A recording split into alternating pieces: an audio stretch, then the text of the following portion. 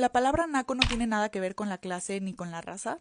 Primero quiero aclarar que ninguna palabra es buena o mala por sí misma, sino que se vuelve discriminatoria o excluyente dentro de una práctica social dada, o sea, dentro del contexto en el que se utiliza.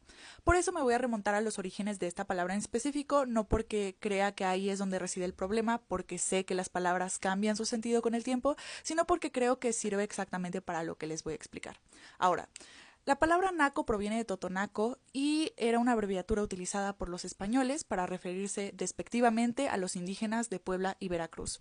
Su primera acepción en un diccionario fue en 1895 y de hecho decía indio o indígena nativo, que era ignorante, tonto o iletrado.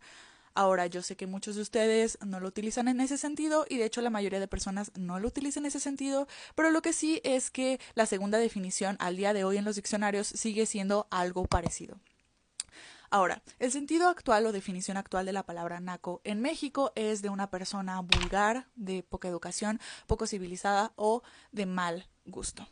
Ahora, en ciencias sociales y de hecho con un pequeño ejercicio de lógica y de deducción, podemos saber al día de hoy que más bien todas las cosas que consideramos vulgares o no vulgares, de mal gusto, agradables o desagradables, tienen que ver con un proceso de socialización. O sea, un proceso mediante el cual nosotros reconocemos o aprendemos las cosas que son socialmente aceptadas y las que no. O sea, las cosas que son nacas y las que no. Esto, en gran escala, sucedió a su vez a través de un proceso histórico civilizatorio, que no fue para nada lógico, ni racional, y mucho menos consensuado.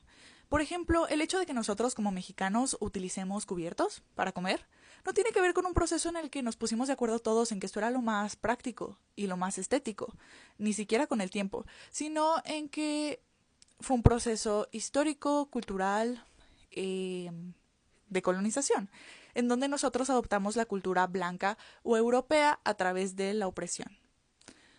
Ahora, con esto no quiero decir que sean los blancos, los ricos y los hombres los que tengan la culpa de toda la discriminación y de todo este proceso civilizatorio y de dominación. Pero sí quiero decir que son estructuras que siguen funcionando al día de hoy. Ignorar que en nuestro lenguaje y en nuestras conductas las estructuras de clase, raza y género siguen operando abiertamente y siguen excluyendo y violentando a muchas personas es simplemente absurdo. ¿Qué es lo que la gente considera naco? Porque ocasionalmente, casualmente, son cosas casi siempre de latinos, de negros, de pobres, de indígenas. ¿Por qué será? Si tú de verdad utilizas la palabra naco de una manera no clasista y no racista, ¿por qué no solo la cambias por otra palabra? ¿Por qué sigues usando la misma palabra que la mayoría de mexicanos asociamos con la pobreza y las minorías étnicas? ¿Será porque lo usas como un insulto y porque encuentras despectivas estas cosas también? No sé. Que tengas buen día.